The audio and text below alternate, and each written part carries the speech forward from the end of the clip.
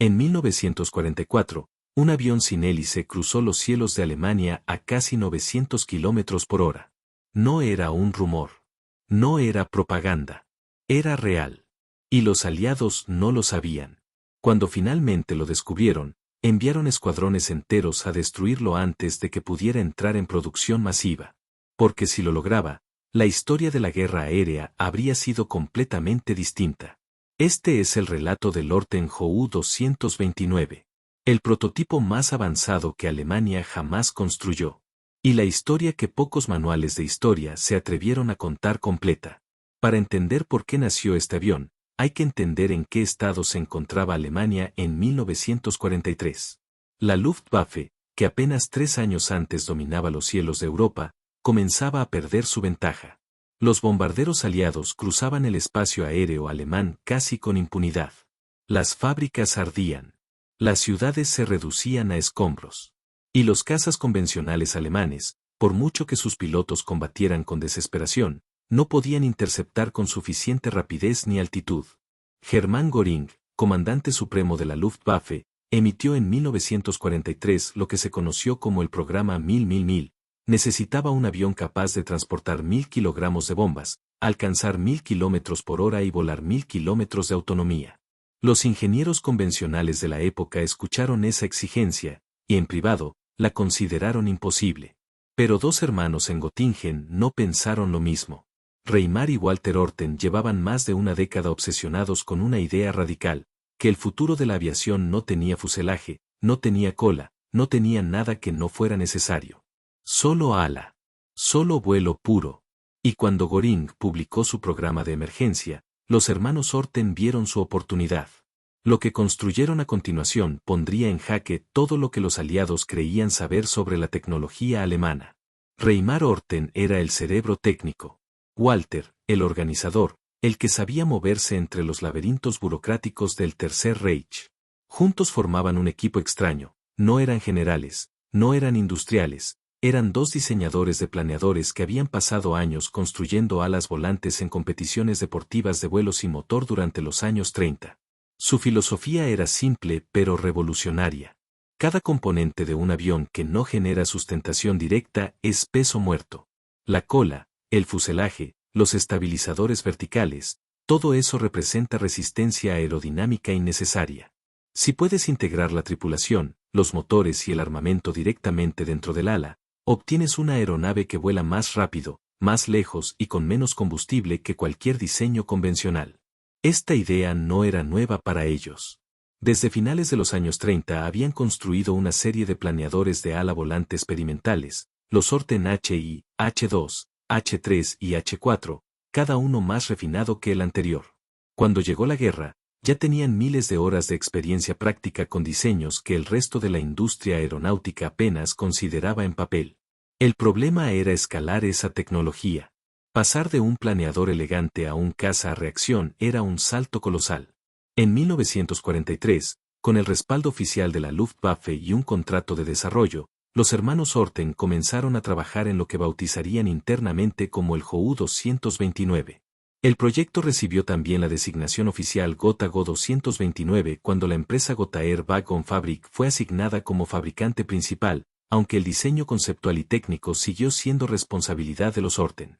El reto inmediato era el motor.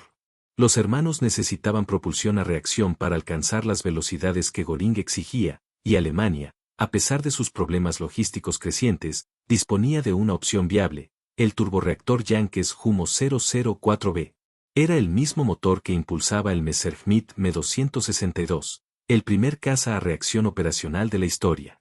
El Jumo 004B producía aproximadamente 900 kilogramos de empuje, tenía una vida útil en servicio que no superaba habitualmente las 25 horas antes de requerir mantenimiento mayor, y era delicado en extremo bajo condiciones de aceleración brusca, con tendencia a las paradas de motor en maniobras pronunciadas. No era un motor perfecto, pero era lo que existía. El Ju-229 llevaría 2 de ellos, embutidos dentro del grueso ala volante, sus toberas asomando apenas en la parte trasera del borde de salida. Desde fuera, el avión parecía casi sobrenatural, sin nariz prominente, sin cola, sin las formas reconocibles de cualquier aeronave de combate conocida. Era una forma triangular aplanada, oscura, con una pequeña cabina presurizada apenas elevada sobre la superficie del ala central. Reimar Orten tenía además una intuición que, décadas después, resultaría profética. Para reducir la resistencia aerodinámica del avión, aplicó en la estructura interna del prototipo una mezcla de carbón en polvo mezclado con madera y cola, componentes que él creía podrían absorber parte de las ondas de radar enemigo. Esta característica fue documentada tras la guerra por investigadores que examinaron los restos del JU-229V3, y aunque el efecto real de absorción de radar del prototipo sigue siendo objeto de debate académico, la intención de Reimar estaba claramente orientada en esa dirección. Algunos análisis modernos sugieren que el diseño podría haber reducido la firma de radar del avión de manera significativa en comparación con cazas convencionales de la época, aunque no de forma suficiente para ser invisible. La cautela académica es necesaria aquí. No se puede afirmar que el JU-229 fuera un avión furtivo en el sentido moderno del término. Pero tampoco puede descartarse que su perfil de radar fuera inusualmente bajo para los estándares de 1944. El primer prototipo, designado JU-229V1, era un planeador sin motor. Fue probado en el aeródromo de Oranienburg, al norte de Berlín, en 1944. Sirvió para validar las características de vuelo básicas del diseño de ala volante a escala real de combate. Los resultados fueron prometedores. El avión era estable en vuelo recto y tenía un comportamiento en planeo superior al esperado. El segundo prototipo, el JU-229V2, ya llevaba los dos motores Jumo 004B. Y fue este el que cambió todo. El piloto de pruebas designado fue Erwin Siller, un piloto experimentado de la Luftwaffe con historial en vuelos de prueba de aeronaves experimentales.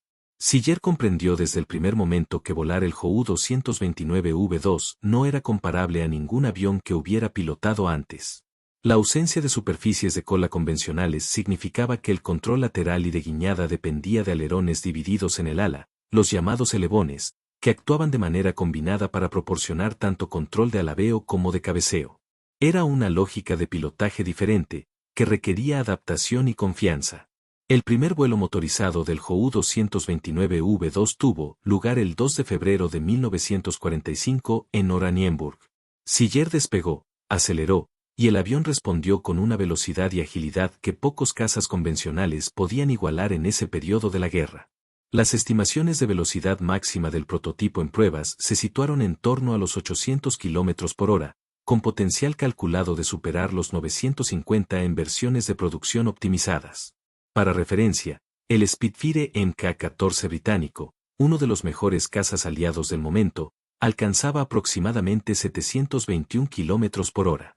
Los vuelos de prueba continuaron.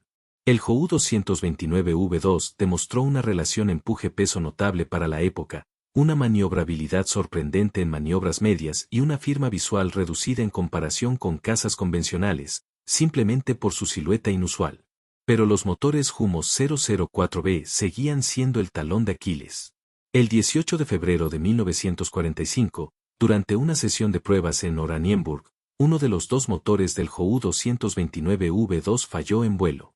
Erwin Siller intentó mantener el control del avión con un solo motor, una situación extremadamente comprometida en una aeronave de ala volante sin superficies de estabilización convencionales.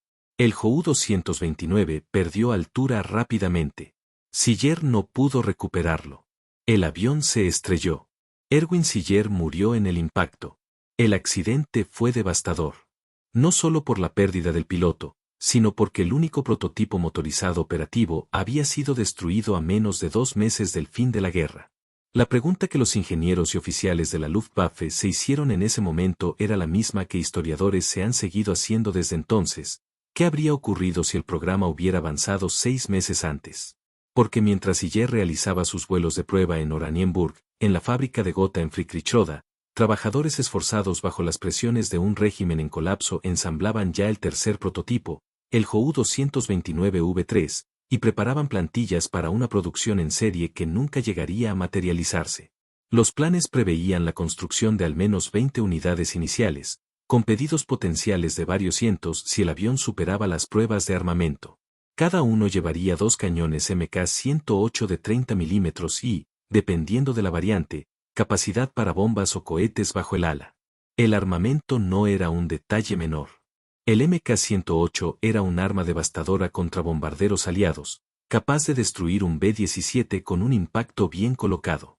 Un caza que combinara la velocidad del JU-229 con ese poder de fuego y una firma radar potencialmente reducida habría representado un desafío serio para las formaciones de bombarderos que cruzaban Alemania casi sin interrupción en 1945.